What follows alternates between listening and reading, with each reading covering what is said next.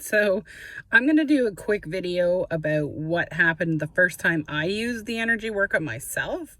And I'm going to give you a little quick story about what I did for one of my kids, my oldest. And then I'm going to hopefully get either some written statements or maybe, if I'm lucky, some videos from a couple of the people who were kind enough to help me when I was doing my practicing to get certified. So the first time I did the energy workup myself, it was later at night. I was alone. I was in a room where nobody was bothering me. Everyone was kind of asleep in the house. The kids had all gone to sleep. So I did the sway test on myself. So if something is positive or affirmative, you sway forward. If something is negative, you'll sway backwards. I'll give some more information on that in a little while. The important part is that was how I was testing myself because I was really inexperienced. It was the first time I'd ever tried it. I have been going to my osteopath, who's amazing. If you are near the Halifax area, you need an osteopath. You need to look up Atlantic East Coast Osteopathy. I'm going to link it in the bio because he's incredible. And I can't wait to get back to him because I haven't gone for a couple of months and I desperately need to get back. But I had him work a couple of times on some tension and a sort of a tightness in the upper right hand side of my back. And it would go away and then it would always come back.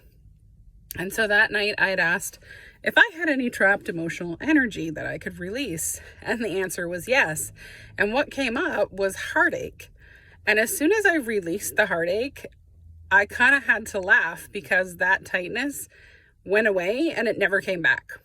And now a lot of times there's not an instant reaction.